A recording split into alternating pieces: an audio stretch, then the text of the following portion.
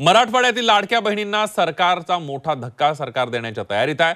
मराठवाड्यातील 55,334 लाडक्या बहिणींचे अर्ज बाद रद्द करण्यात येणार आहेत।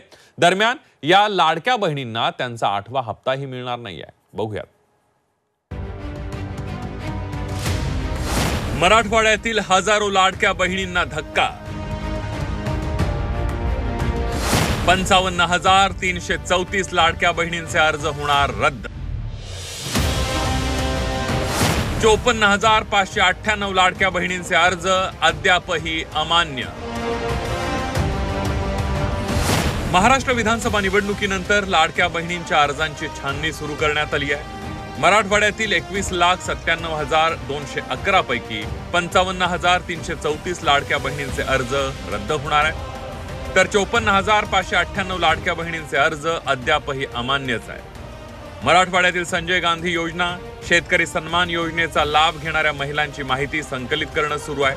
तसंच लाडक्या बहिणींना नव्या नियमानुसार दरवर्षी जून जुलै महिन्यात KYC करणं अनिवार्य करण्यात आलंय।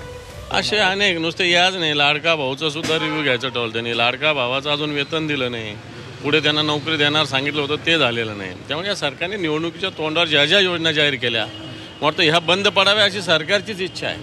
दरम्यान मराठवाड्यातील कोणत्या जिल्ह्यात किती लाडक्या बहिणींचे अर्ज रद्द करण्यात आलेत, एक नजर टाकूया। धाराशिवमध्ये 2,533 बहिणींचे अर्ज रद्द करण्यात आलेत। लातूरात 8,001, जालना 9,622, हिंगोली 5,825, परभणी 2,802, बीड 9,364, नांदेड 10,532 लाडक्या बहिणींचे अर्ज रद्द करण्यात आले।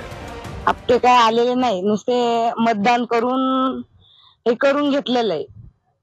मतदान घेऊन लाडक्या बहिणीचं हेच म्हणणं आहे, फक्त लाडक्या बहिणीचा हप्ता पाठवा।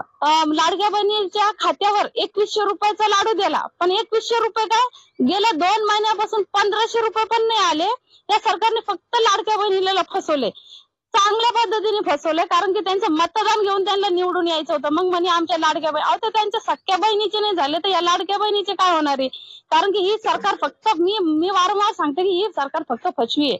लोकांचे मतदान कसं त्यांना खायचं होतं म्हणून त्यांनी या लाडक्या बहिणीला आमिष दिलं।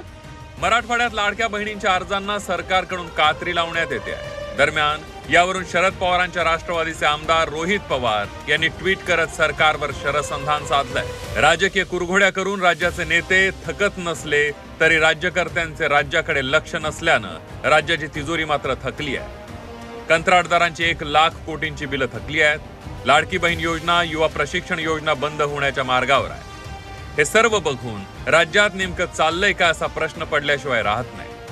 दोन्ही उपमुख्यमंत्री आणि मुख्यमंत्री महोदयांनी पक्ष विस्ताराच्या कार्यक्रमांमधून थोडा वेळ काढून राज्याच्या तिजोरीकडे पण लक्ष द्यायला हवं, अन्यथा राज्याची दिवाळखोरीकडे होणारी वाटचाल रोखता येणार नाही, असं ट्विट रोहित पवारांनी केलंय। राज्य सरकारकडून लाडक्या बहिणींच्या अर्जांची छाननी सुरू असल्यानं लाडक्या बहिणींकडून नाराजी व्यक्त करण्यात येते आहे। दरम्यान सरकारनं योजनेतून नाव कमी करू नये असं आवाहन देखील लाडक्या बहिणींनी केलंय। त्यामुळे लाडक्या बहिणींच्या आवाहनाला सरकारकडून कोणता प्रतिसाद मिळतो हे पाहणं आता महत्त्वाचं ठरणार आहे। जालन्याहून नितेश महाजनसह विशाल करोळे, झी 24 तास, छत्रपती संभाजीनगर।